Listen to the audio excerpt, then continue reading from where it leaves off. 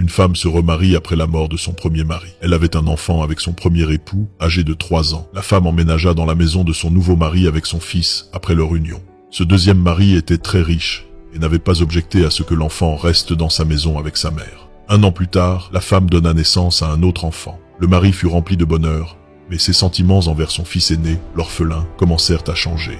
Il cessa de jouer avec lui, ne s'occupa plus de lui comme avant et supporta de moins en moins sa présence dans sa vaste demeure. Une fois, l'homme revint du travail avec un vélo pour son fils biologique. La mère vit son fils aîné, regarder tristement son frère, jouer et se promener dans la maison sur son nouveau vélo. La mère parla à son mari et lui demanda d'apporter un autre vélo pour son fils aîné, tout comme pour son frère.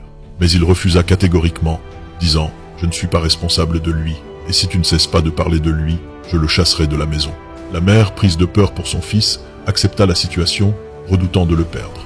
Elle préférait le voir vivre une vie amère, pleine d'injustice, de tristesse et d'oppression, plutôt que de ne plus le voir du tout.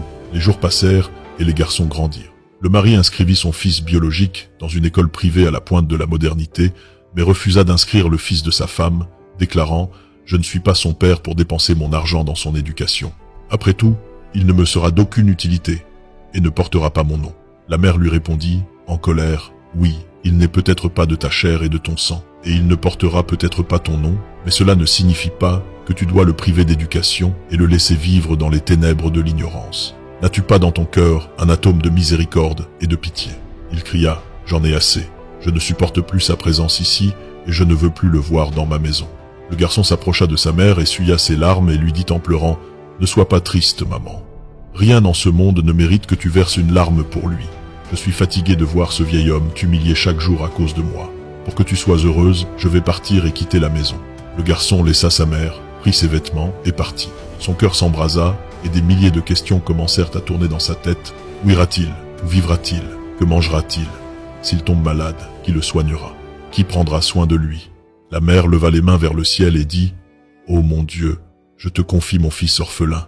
Prends-le sous ta responsabilité, protège-le et renvoie-le-moi sain et sauf. » Le mari rentra du travail et regarda sa femme, il la trouva sereine, voire heureuse. Étonné de son état, il dit « Pourquoi es-tu heureuse et non triste du départ de ton fils ?»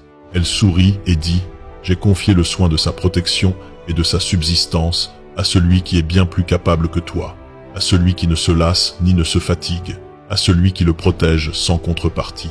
Je l'ai laissé entre les mains de Dieu le puissant, le majestueux. » Le mari rit avec sarcasme et dit « Le monde extérieur est impitoyable envers les misérables et n'a aucune compassion pour les affamés. On dirait que tu as perdu la raison. » Et 10 ans plus tard,